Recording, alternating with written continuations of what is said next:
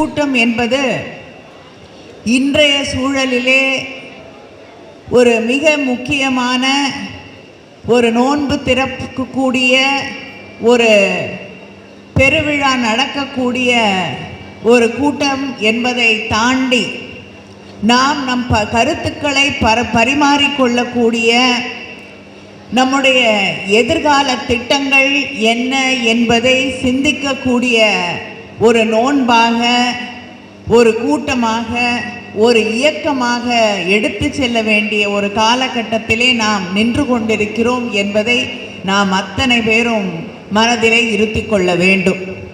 நான் இங்கே வந்த பொழுது என்னுடைய சகோதரி ஃபாத்திமா முசஃபர் அவர்கள் வண்டியிலிருந்து இறங்கி உள்ளே வரும்பொழுதே எங்களுடைய நிறத்திலே வந்திருக்கிறீர்கள், மகிழ்ச்சி என்றார்கள். நான் எப்பொழுதும் உங்களோடு தான் தலைவர் கலைஞர் அவர்கள் காலம் தொட்டு உங்களோடு தான் இருக்கிறேன். தலைவர் கலைஞராக இருக்கட்டும், நம்முடைய இன்றைய முதலமைச்சர் அண்ணன் தளபதியாக இருக்கட்டும், உடை எந்த உடையாக இருந்தாலும் மனம் உங்களோடு தான் இருக்கிறது. அதற்கு காரணம் திராவிட இயக்கம் என்று சொல்லக்கூடிய அந்த நிலையிலே, திராவிட மாடல் ஆட்சி என்று நம்முடைய முதலமைச்சர் பெருமிதத்தோடு சொல்லக்கூடிய அந்த நேரத்திலே தமிழ் அடையாளங்கள், தமிழ் மொழி, தமிழ் பெருமை, தமிழ் பாரம்பரியம், நம்முடைய மொழியை நாம் பாதுகாக்க வேண்டிய அந்த காலகட்டத்திலே நின்று கொண்டிருக்கக்கூடிய அந்த நேரத்திலே மற்றவர்களைப் போல இல்லாமல் மொழியோடு, சுயமரியாதையோடு, நம் பண்பாட்டோடு கலந்து நின்று அதன் பெருமையை உணர்ந்திருக்கக்கூடிய மக்களோடு நாங்கள் என்றும் இணைந்து நிற்போம் என்பதை இங்கே நான் தெரிவித்துக் கொள்கிறேன். இந்த நேரத்திலே ஒன்றியத்திலே டெல்லியிலே இருக்கக்கூடிய ஆளுங்கட்சி பாஜக, அவர்களுக்கு தெரிந்த அரசியல் என்பது மக்களை பிரித்து வைக்கக்கூடிய அரசியல். மக்களை மொழியால், மதத்தால், ஜாதியால், ஆண் பெண் என்ற அந்த வித்தியாசங்களை கொண்டு வந்து புகுத்தி இப்படி எந்தெந்த வகையிலே மக்களை, மனிதர்களை பிரிக்க முடியுமோ அதையெல்லாம் தொடர்ந்து செய்து கொண்டிருக்கக்கூடிய ஒரு ஆட்சிதான் ஒன்றியத்திலே நடைபெற்று கொண்டிருக்கக்கூடிய பாஜக என்றால் அது மிக இல்லை. ஆண் பெண் என்று எப்படி அவர்கள் பிரிக்கிறார்கள் என்று கேட்டால் நான் ஒரே ஒரு உதாரணத்தை தான் சொல்லுவேன். முத்தலாக், அதை எதிர்த்து பிஜேபி ஒரு மசோதாவை கொண்டு வருகிறது. முத்தலாக்கை இஸ்லாம் ஏற்றுக்கொள்ளவில்லை, அது எல்லோரும் அறிந்த ஒன்றுதான். ஆனால் அவர்கள் அந்த முத்தலாக்கிற்காக ஒரு மசோதாவை கொண்டு வரும் பொழுது என்ன அதிலே முக்கியமான ஒன்றாக கொண்டு வருகிறார்கள் என்றால், யாராவது ஒருவர் தன் மனைவியை பார்த்து முத்தலாக், அதாவது இஸ்லாம் ஏற்றுக்கொள்ளாத ஒரு முறையிலே அவர்களை விவாகரத்து செய்யக்கூடிய ஒரு வழியை கடைபிடித்தால் அவர்களை 1 ஆண்டு சிறைக்கு அனுப்பக்கூடிய ஒரு மசோதா, ஒரு ஆயுதத்தை கையிலே எடுத்து அவர்கள் கையிலே வைத்து கொள்ளக்கூடிய ஒரு மசோதாவை கொண்டு வருகிறார்கள். நான் நாடாளுமன்றத்தில் பேசும்பொழுது கேட்டேன், இந்த மசோதாவில் மட்டும் ஏன் இப்படிப்பட்ட ஒரு சட்டம் கொண்டு வரப்படுகிறது என்று. அப்பொழுது எதிரிலே இருந்த அமைச்சர் எழுந்து கேட்டார், ஏன் உங்களுக்கு இஸ்லாமிய பெண்கள் மீது அக்கறை இல்லையா என்று.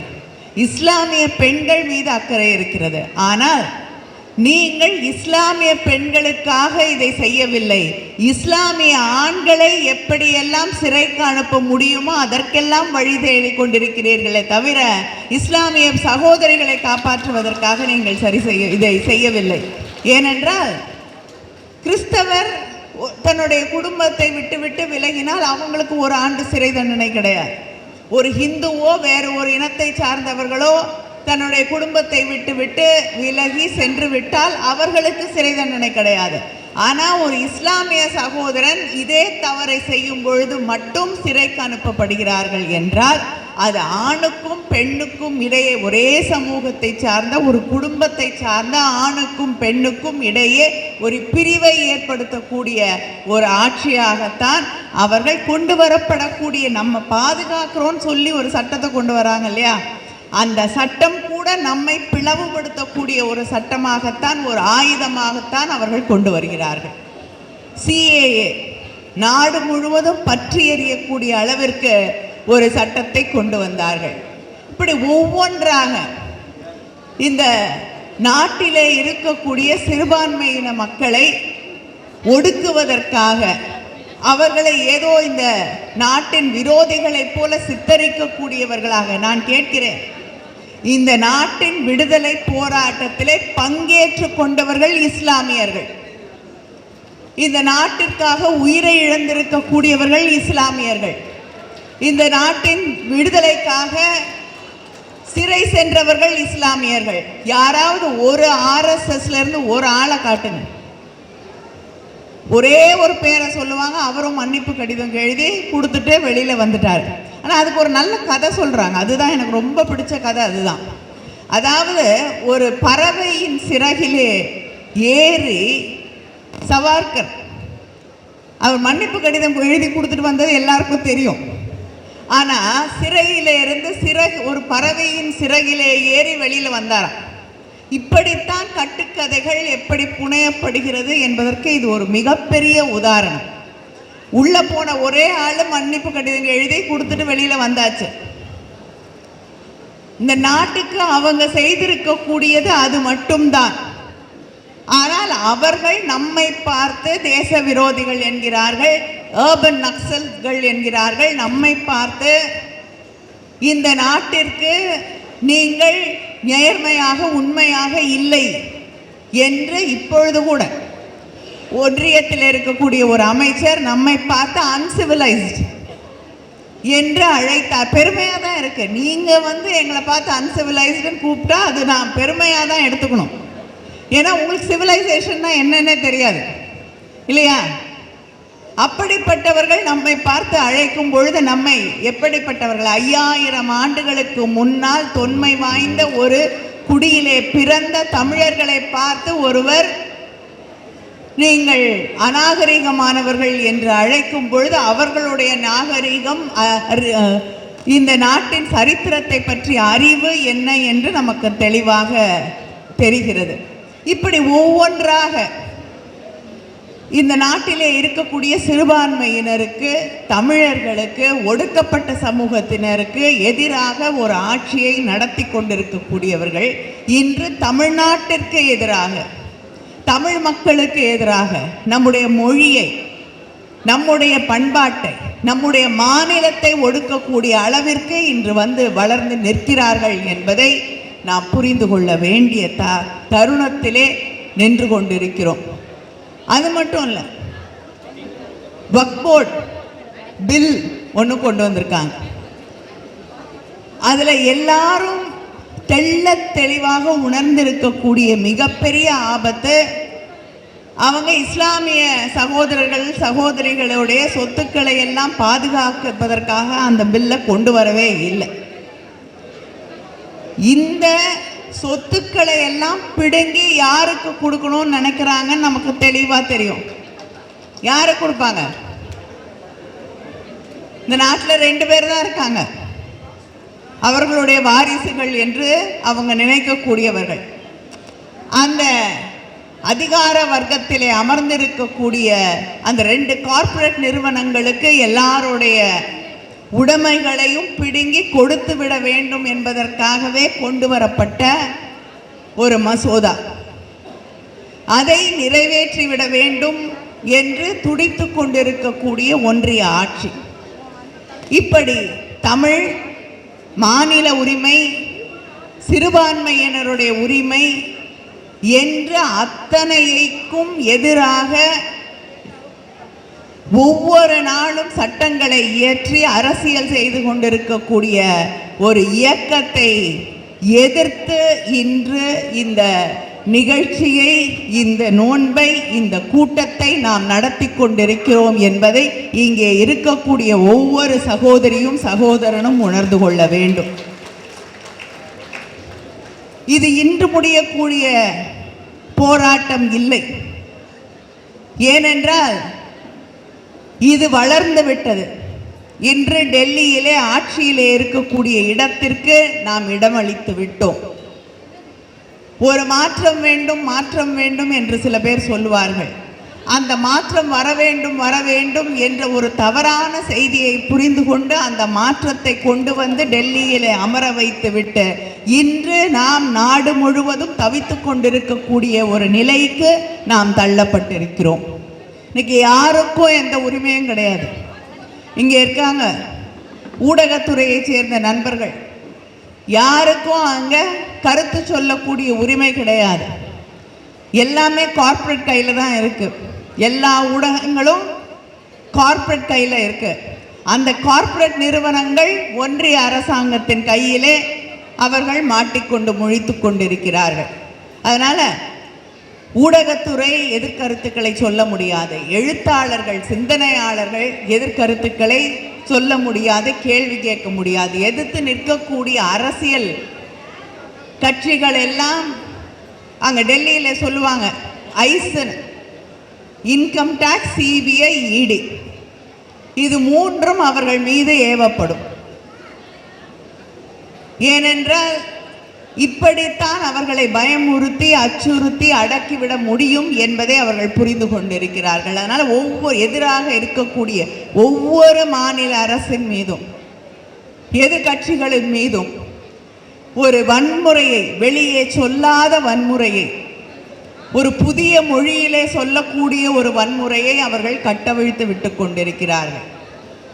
இப்படி யாரும் தனக்கு எதிரான கருத்துக்களையோ, எலெக்ஷன் கமிஷன் இன்னைக்கு எந்த நிலைக்கு ஆளாக்கப்பட்டிருக்குன்னு உங்களுக்கு தெரியும். அப்படி ஒரு அவசரத்தோடு எலெக்ஷன் கமிஷனரை இரவோடு இரவாக நியமிக்கிறார்கள். ஏனென்றால் எலெக்ஷன் கமிஷன் இவங்க சொல்றதுக்கு அடிபணிந்து நடக்க வேண்டும். திரு ராகுல் காந்தி அவர்கள் அவையிலே பேசும் பொழுதே குறிப்பிட்டு சொல்கிறார், பூனால மகாராஷ்டிரா எலெக்ஷன் தேர்தல் நேரத்திலே கிட்டத்தட்ட ஒரே பில்டிங்கில் 5000 பேர் புதிதாக பட்டியலிலே, தேர்தல் வாக்காளர் பட்டியலிலே ஒரு பில்டிங்கில் சேர்க்கப்பட்டிருக்கிறார்கள் என்று. கிட்டத்தட்ட ஹிமாச்சல் பிரதேசோடைய மக்கள் தொகை, அதற்கு நிகரான ஒரு மக்கள் தொகை புதிதாக மகாராஷ்டிராவில் சேர்க்கப்பட்டிருக்கிறது. இப்படித்தான் தேர்தல் நடந்து கொண்டிருக்கிறது இந்த நாட்டிலே. சமீபத்திலே வெஸ்ட் பெங்காலில் இருக்கக்கூடிய, அங்கே இருக்கக்கூடிய முதலமைச்சர் அம்மையார் மம்தா பானர்ஜி அவர்கள் எபிக் கார்டு அப்படின்னு சொல்லி நம்முடைய தேர்தல் வாக்காளர் அட்டையிலே ஒரு நம்பர் இருக்கும். வெஸ்ட் பெங்காலில் இருக்கக்கூடியவங்களோட அதே நம்பர் ஹரியானாவில் இருக்கக்கூடியவர்களுக்கு இருக்குது, பஞ்சாபில் இருக்கக்கூடியவர்களுக்கு இருக்குது, பூனாவில் இருக்கக்கூடியவர்களுக்கு இருக்குது. இது எப்படி சாத்தியப்பட்டிருக்கிறது? இப்படி எத்தனை பேர் ஏமாற்றாக இதே வாக்காளர் அட்டையை வைத்து கொண்டிருக்கிறார்கள் என்ற கேள்வியை எழுப்பியிருக்கிறார். நம்முடைய முதலமைச்சர் அவர்கள் தேர்தல் அந்த தொகுதி மறுசீரமைப்பு என்று வரும்பொழுது தமிழ்நாடு போல பிஜேபிக்கு வாக்களிக்காத மாநிலங்கள், தமிழ்நாடு, கர்நாடகா, கேரளா, ஆந்திரா, தெலுங்கானா, பஞ்சாப், இந்த மாநிலங்கள் எல்லாம் தங்களுடைய பிரதிநிதிகளை இழக்க நேரிடும் என்பதை திரும்ப திரும்ப வலியுறுத்தி சொல்லிக் கொண்டிருக்கிறார்கள். மக்கள் தொகை கணக்கெடுப்பின் அடிப்படையிலே நடக்கக்கூடிய அந்த தொகுதி மறுசீரமைப்பு, டீலிமிட்டேஷன் நடந்தால் இவர்களுக்கு யார் எல்லாம் வாக்களிப்பார்களோ, யூபி போன்ற மாநிலங்களிலே, ஹரியானா போன்ற மாநிலங்களிலே இருக்கக்கூடியவர்களுடைய எண்ணிக்கை, எம்பிக்களுடைய எண்ணிக்கை அதிகரிக்கும். இவர்களுக்கு எதிராக இருக்கக்கூடிய மாநிலங்களிலே இருக்கக்கூடிய எம்பிக்களின் எண்ணிக்கை குறைக்கப்படும் என்பதை ஒரு எச்சரிக்கையாக இந்த நாடு முழுவதும் இருக்கக்கூடிய மக்களுக்கு தெரிவித்துக் கொண்டிருக்கிறார்கள். இப்படி எந்தெந்த விதத்திலே மக்களை ஏமாற்ற முடியுமோ, அதிகாரத்தை தன் கையிலே வைத்துக்கொள்ள முடியுமோ, அதையெல்லாம் ஒன்றியத்திலே இருக்கக்கூடிய பாஜக செய்து கொண்டிருக்கிறது. அது இந்த நாட்டில் இருக்கக்கூடிய சிறுபான்மையினருக்கு மட்டுமில்லை, இந்த நாட்டிலே இருக்கக்கூடிய பெண்களுக்கு, இந்த நாட்டின் எதிர்காலத்தை தன் கையிலே வைத்து கொண்டிருக்கக்கூடிய இளைஞர்களுக்கு, இந்த நாட்டிலே ஒவ்வொரு மாநிலத்திலும் தன்னுடைய மொழி, பண்பாடு, தன்னுடைய பாரம்பரியம், தன்னுடைய மூதாதையருடைய வரலாறு, இவற்றை பாதுகாக்க நினைக்கக்கூடிய ஒவ்வொரு மனிதனுக்கும், ஒவ்வொரு பெண்ணுக்கும் பின்னால் இருக்கக்கூடிய அத்தனை உரிமைகளையும் பறிக்கக்கூடிய ஒரு அரசாக மாறிக்கொண்டிருக்கிறது என்று நான் உணர்ந்து கொள்ள வேண்டும். இந்த நோன்பு அந்த நிலை நீடிக்காமல், அந்த நிலை இந்த நாட்டிலிருந்து அகற்றப்படக்கூடிய நாள் விரைவிலே வர வேண்டும் என்று நாம் ஒரு போராட்டத்தை முன்னெடுப்போம் என்று சூளுரை ஏற்கக்கூடிய, மனதிலே உறுதி ஏற்கக்கூடிய, எல்லோரும் ஒரு படையிலே மனிதர்களாக, தமிழர்களாக, இந்த மண்ணை சேர்ந்தவர்களாக அணிதிரளுவோம் என்று சொல்லக்கூடிய நாளாக நாம் இந்த நோன்பை மனதிலே ஏற்போம். உங்கள் அத்தனை பேருக்கும் என்னுடைய வாழ்த்துக்களை தெரிவித்துக் கொள்கிறேன்.